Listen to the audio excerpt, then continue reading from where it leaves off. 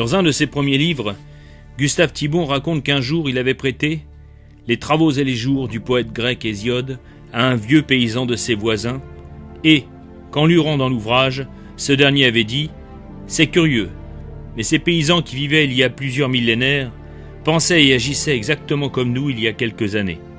C'est seulement depuis peu de temps que tout a changé. » Pendant plusieurs dizaines de siècles, du roi laboureur d'Éleusis à qui Cérès enseigna l'art de se servir de la charrue et la culture du blé jusqu'aux paysans du XXe siècle qui surent, à travers les générations et sur le même terroir, maintenir la fertilité de la terre et l'harmonie du paysage, en passant par les moines défricheurs du Moyen-Âge, les manants du XIIIe siècle, le siècle d'or français, et les premiers agronomes de terrain des XVIIIe et XIXe siècles, c'est-à-dire tous ceux qui ont vraiment édifié la civilisation occidentale, tous ont respecté la nature et n'ont jamais transgressé ses lois. Rome est née des paysans du Latium, et c'est d'un sillon de charrue que Romulus traça les limites de l'Ager Romanus. Celui-ci fut à la base de la croissance de la ville, et tant qu'il y eut des paysans pour cultiver l'Ager, il y eut des citoyens sages et honnêtes pour gérer dignement l'urbes et assurer sa grandeur. D'une main la charrue et de l'autre l'épée. L'agriculture a une large part dans la littérature latine, Virgile bien sûr, mais aussi Pline l'Ancien, qui consacra une grande partie de son histoire naturelle à l'agriculture, et surtout à la viticulture, et Columelle, dont le traité du jardinage, lorsqu'on le dépouille de l'emphase mythologique que le poète a cru devoir développer, avec un peu trop de préciosité, se lit encore aujourd'hui avec intérêt, voire profit, tant les techniques qu'il expose ainsi que la culture des différents légumes, bien plus nombreuses et variées qu'aujourd'hui, nous semblent familières. Columelle nous avertit aussi que les écrits des agronomes sont moins propres à former un agriculteur qu'à instruire celui qui l'est déjà, que l'expérience compte plus que le savoir livresque et que, pour sa part, il a été instruit surtout par la pratique.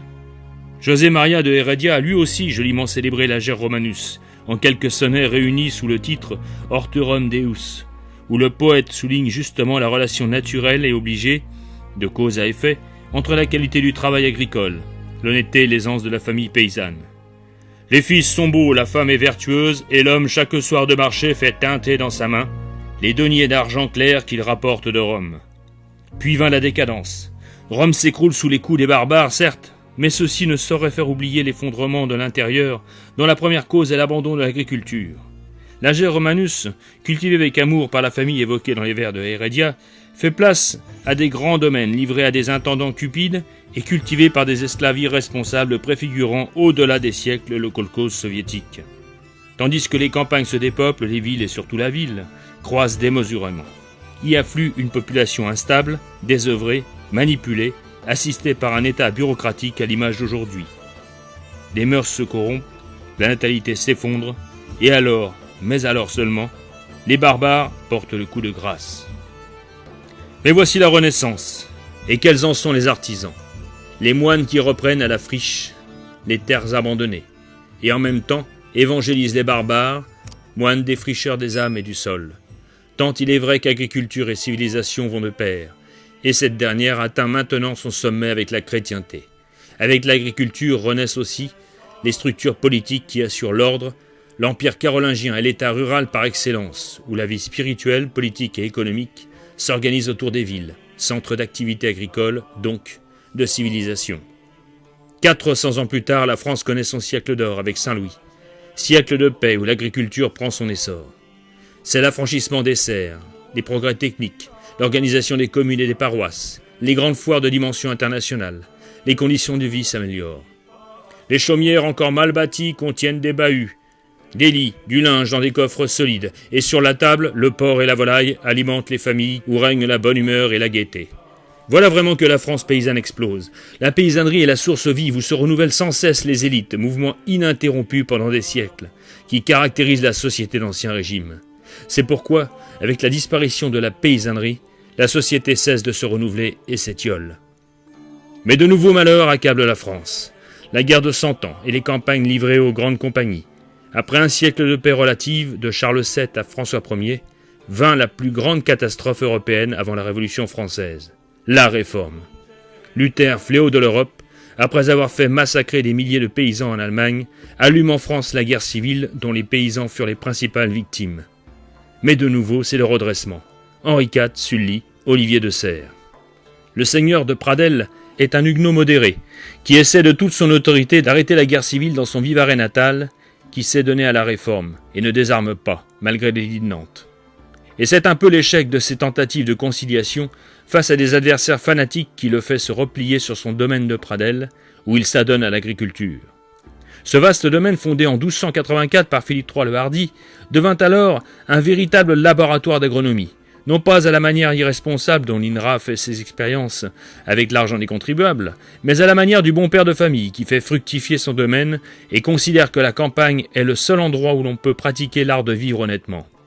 Les observations et les travaux d'Olivier de Serres ont donné naissance au théâtre d'agriculture et ménage des champs, chef-d'œuvre immortel de la littérature agricole qu'on ne se lasse pas de relire. Sur le plan politique, il faut noter la rencontre des préoccupations agricoles du seigneur du Pradelles avec celle d'Henri IV, engagé dans la voie de la reconstruction de la France.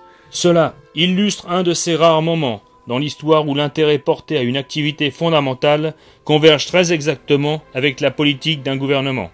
L'apparition au mois de juillet 1600 du théâtre d'agriculture représente tant pour nous qu'aux yeux des contemporains cette chance exceptionnelle que rencontra Henri IV de voir ses efforts pour rétablir l'agriculture secondée par l'ouvrage d'un homme qui, paradoxalement, avait pratiqué et étudié l'agriculture, consigné le fruit et les expériences de son savoir et milité en faveur du protestantisme précisément pendant le temps des guerres de religion, dont le roi, après un demi-siècle de troubles, s'engageait à réparer les immenses désordres, disait Corinne Butler dans sa préface au théâtre d'agriculture et ménage des champs.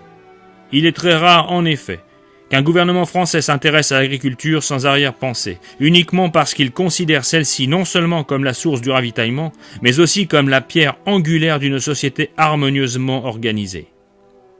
Le XVIIe siècle n'est pas très favorable à l'agriculture. Colbert la voit avec des yeux d'industriel, c'est-à-dire qu'il n'y comprend rien. L'historien Pierre Gaxotte, dans La France de Louis XIV, citait « Toutes ces préférences vont à l'industrie, aliment principal du commerce.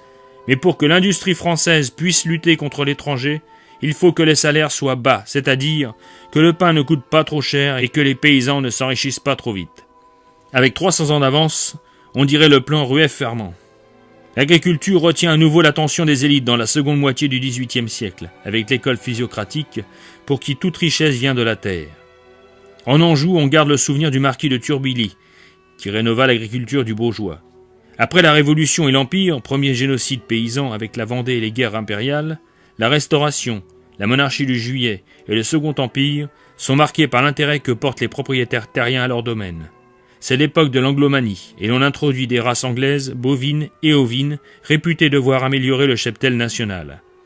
Ce n'est pas toujours évident, mais le XIXe siècle est le grand siècle de l'élevage avec la sélection des races et la création des herb books.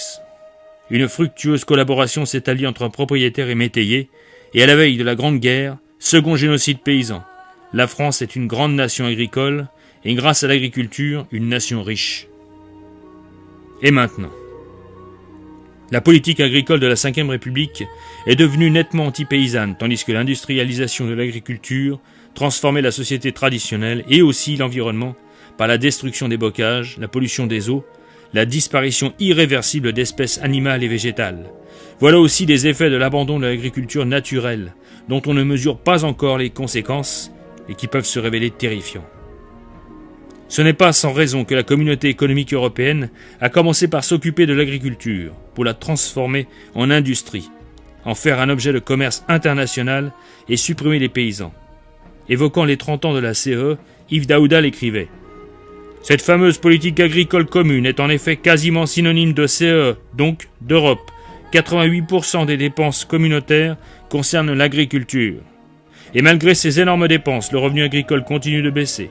L'exode rural se poursuit sous l'œil satisfait des technocrates européens qui ont juré la faim des paysans pendant que des stocks gigantesques de beurre et de viande s'accumulent à l'heure où des gens meurent de faim dans le tiers-monde, et où, dans nos pays mêmes, se développent de nouvelles soupes populaires. Plus de paysans, une société éclatée, une population laminée par le socialisme. Les barbares sont dans la place et une église nouvelle semble douter de sa mission civilisatrice. Notre civilisation française s'est forgée sur l'éthique paysanne. Cette paysannerie fut pendant des siècles représentée par la grande majorité de nos ancêtres. Ceux-là même qui forgeront au fil du temps cet esprit français qui, à son tour, forgera notre histoire. Il ne tient qu'à nous de redécouvrir les vertus de notre terre, d'en connaître ses lois, et de nous doter d'un système de gouvernement qui soit aussi naturel que les lys qui poussent de notre sol. Notre jour viendra.